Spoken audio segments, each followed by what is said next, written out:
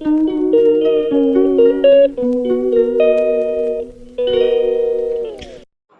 Morning, সবাই কেমন আছো? আশা করি সবাই খুব ভালো আছো। আর আমি সঞ্চিতা চলে এসেছি আপনাদের কাছে একটা নতুন কুকিং ব্লগ নিয়ে। আর সকাল সকাল এই দেখুন, মা তো চা বানিয়ে ফেলেছে, আর এই দেখতেই পাচ্ছেন সকাল সকাল আমরা চা খেয়ে নিলাম, আর একটু বৃষ্টি হয়েছে। আর এদিকে মা সকাল সকাল দেখতেই পাচ্ছেন করলা কাটছে। তো মায়ের শরীরটা খুব একটা ভালো নেই, তো মানে জ্বর সর্দি প্রচণ্ড পরিমাণে হয়েছে। বুঝতেই পারছেন যে সিজন চেঞ্জের জন্য শরীরটা একটু খারাপ হয়েছে। তো কাজ ফাজ অতটা মোটামুটি করতে পারছে না, তাও তো কী করবে বলুন, বসে তো থাকতে পারছে না। তো কাজ একটু আধটু করছে, সাথে সাথে আমিও করছি, একটু হেল্প করে দিচ্ছি। আর এদিকে আমি সকাল সকাল চাপিয়ে দিয়েছিলাম ভাত, আর ওদিকে ভাত আর ডাল হচ্ছে।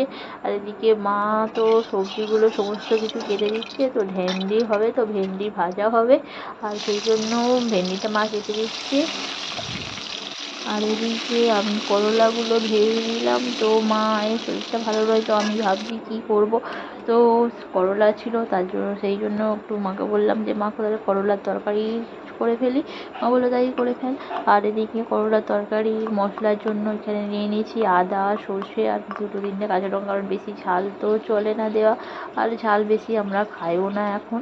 তো তার জন্য মাই এখন বানাচ্ছে, আর আমি একটু মশলা টশলাগুলো এদিকে বেটে দিচ্ছি। কী করবে, মানে বসে বসে তো খুন্তি তো নাড়তে হবে, মেয়ে ছেলে তো মানে কাজকর্ম ছাড়া কি আর চলে। মানে একদিন সব কিছু ছুটি হতে পারে, কিন্তু মেয়েদের কোনো দিন ছুটি হয় না, এটা তো সবাই জানেন বন্ধুরা। আর এদিকে দেখতেই পাচ্ছেন মা এদিকে ভেজে করলাটা চাপিয়ে দিল, আর ওদিকে আলুটা সেদ্ধই হচ্ছিল।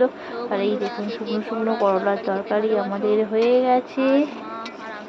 আর দেখতেই পাচ্ছেন মানে করলা তরকারিতে একটু মানে রস রস থাকলে ভালো লাগে, এটা একটু শুকনো শুকনো হলে বেশ সুন্দর, বেশ খেতে লাগে। আর এই দেখুন করলা তরকারিটা হয়ে গেছে। আর এখানে একটু মাছ ছিল, তো মাছটা ঝাল করার জন্য একটু টমেটো দিয়ে দিলাম, আর আমি এটা মশলাটা বেটে দিলাম, সমস্ত মশলাই হাতেই বাটা। তো আজ এই সমস্ত মশলা বেটেই করলাম। আর এদিকে একটু মাছটা ঝাল করে নেব। মাছটা ছিল ওটা একটু কাতলা মাছ ছিল, ও আর ওখানে একটু ছিল গঙ্গার মোরলা, তো ওটা দুটো অল্প ছিল, তো তার জন্য একসঙ্গে দুটো ঝাল করে নিলাম। আর মশলাটা খুব ভালোভাবে দেখতেই পাচ্ছেন কষিয়ে নিচ্ছি, কারণ মশলাটা ভালোভাবে না কষিয়ে নিলে মানে মশলার গন্ধটা থেকে যায়। আর সেই জন্য মশলাটা কষিয়ে নিলাম। আর এই দেখতে পাচ্ছেন মাছগুলো আমি ভাজা মাছগুলো ঝালের মধ্যে দিয়ে দেবো, তো মাছটা আমার হয়ে যাবে ঝাল।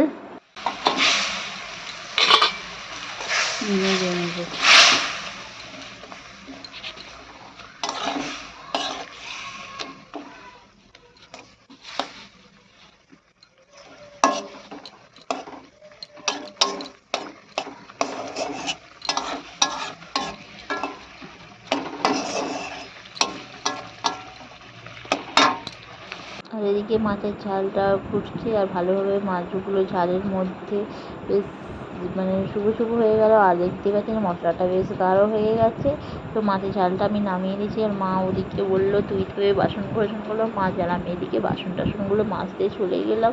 আর এখানে মা ছিল মানে ভেন্ডিটা শুধু লাস্ট ভাজতে ছিল, তো মা বললো আমি আস্তে আস্তে যাও করে নিচ্ছি। তো মা ভেন্ডিটা এখানে ভাজতে শুরু করে দিয়েছে। আর দেখতেই পাচ্ছেন মা ভেজে নাড়ছে, আর এর মধ্যে দিয়ে দিয়েছিল একটু পেঁয়াজ কুচি।